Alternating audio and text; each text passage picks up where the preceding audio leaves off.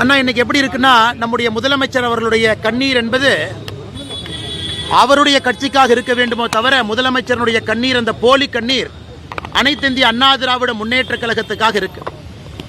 இன்னைக்கு 5 ஆண்டு காலம் ஆட்சியில் இருக்கக்கூடிய முதலமைச்சர் அவர்கள் தான் செய்திருக்கக்கூடிய எந்த சாதனையுமே சொல்லாம அனைத்து இந்திய அண்ணா திராவிட முன்னேற்ற கழகத்து கட்சிக்காக ஒரு பொய் நீலி கண்ணீரை வடித்துக் கொண்டிருக்கின்றார்.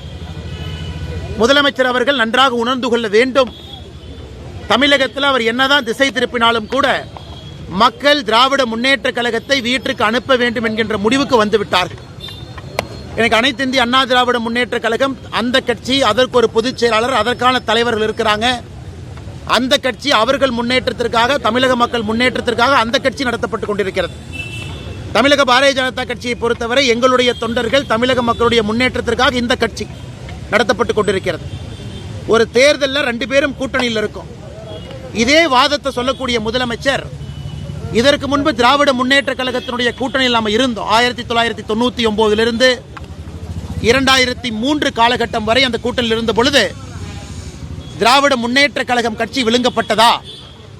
அதனால முதலமைச்சர் அவர்கள் கண்ணாடியை பார்த்து பேசணும். இதே திராவிட முன்னேற்ற கழகம் இதற்கு முன்பு பாரதிய ஜனதா கட்சியினுடைய கூட்டணியில் இருந்த பொழுது அந்த கட்சி யாரும் சிதைச்சாங்களா, விழுங்குனாங்களா? அதனால் பாரதிய ஜனதா கட்சியை பொறுத்தவரை ஒரு தனித்தன்மையான ஒரு இயக்கம். எங்கள் வளர்ச்சிக்காக, தமிழகத்தினுடைய வளர்ச்சிக்காக இங்கே அரசியல் செய்து கொண்டிருக்கின்றோம். தேர்தல் காலகட்டத்தில் கூட்டணி வைப்பது இயல்புதான். அதனால் முதலமைச்சர் அவர்கள், நீ காங்கிரஸோடு கூட்டணி வைக்கிறீங்க, காங்கிரஸ் உங்களை விழுங்கிருமா?